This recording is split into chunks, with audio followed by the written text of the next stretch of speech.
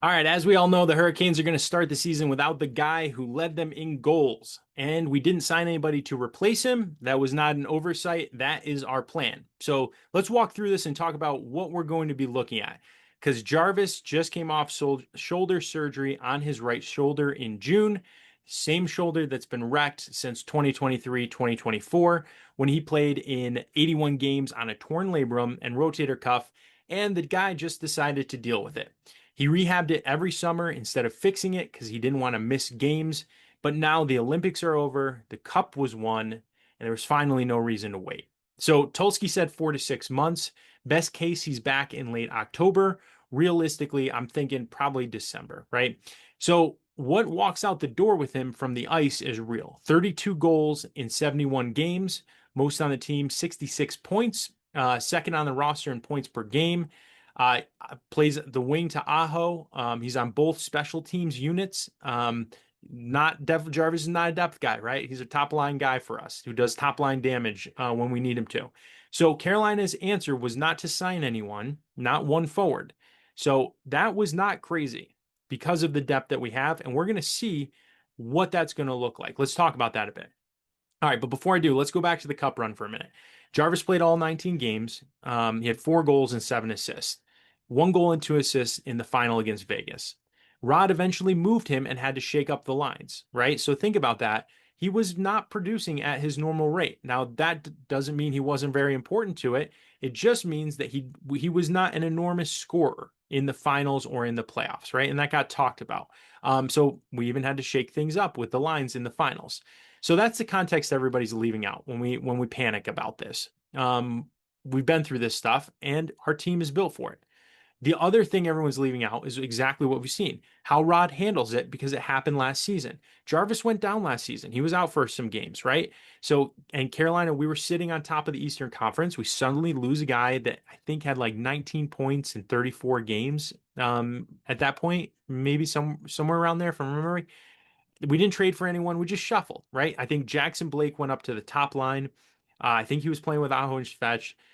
Taylor Hall moved to the second line, right? With Stanky and Ehlers. Everyone just slid up one spot or the bottom, and we just absorb it. But that's the template. That's probably the answer again because this roster is deep.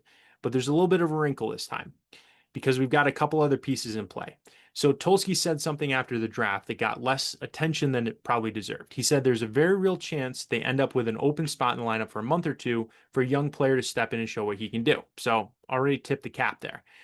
And then he added the part that matters. The competition is going to be it's going to be a competition to see who earns that ice time. All right. So the general manager is saying this is an audition for me. Everybody knows who he's talking about. It's Bradly Nadeau, right? 13th overall, or excuse me, 30th overall in 2023. He had 27 goals and 56 points in 52 games for the Chicago Wolves, which is genuinely pretty excellent AHL production for a 21-year-old. So Tulsky said he'll absolutely be in the conversation for a call-up. Now, there's a case against him too. He's only played in 12 NHL games, had 3 goals, only about 13 minutes a night, mostly bottom six. In the preseason a year ago, he got a look on the second line. He had some turnovers, including one that led to a goal. So Nadeau is one of the guys we're looking at to take a step, which is encouraging. I'd like to see him. And then we got to think about the guys that are already on the roster who are healthy scratches in the playoffs. Kokaniemi, right? 4.8 million a year. We know that Delorier, both of them are suddenly in the lineup for real minutes. Don't forget that Eric Robinson had knee surgery too. That's only supposed to be 4 to 6 weeks, and he should be fine by camp, but you never know. All right. So here's the part I actually think is going to be key to this whole thing. If you want to know how Carolina turned young wingers into scorers, you don't have to guess. Just look at what we did with Jarvis. When he got to Raleigh, he was playing on the third line, I think, with Stahl and Martinook. He was on a checking line with 2 guys who know the system really well. He learned it there, and they started scoring 30 goals after that. So if I'm guessing, that's how it actually goes, right? We're not going to put Nadeau up on the top line. I think we're going to put, some combination of Blake, Hall, Stanky, Ehlers. We're going to mix them up in the top lines. Nadeau's going to come in third or fourth line, see where that fits, and earn his way up over that 6 week period and see if he can. See if he can move more into a scoring position. That's going to be slower than we want as fans, but it's also the thing that organization does successfully with basically everyone. So let's just zoom out for a second.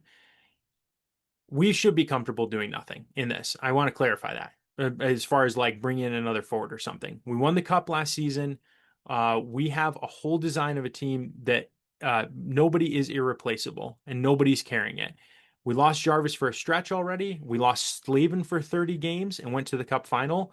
Our starting goalie had to get pulled, and we had to put in the guy who we got off waivers to start the year. This roster is built to absorb these exact things. It's going to be fun and interesting for us as fans to watch how Rod handles this and where he's moving these pieces around.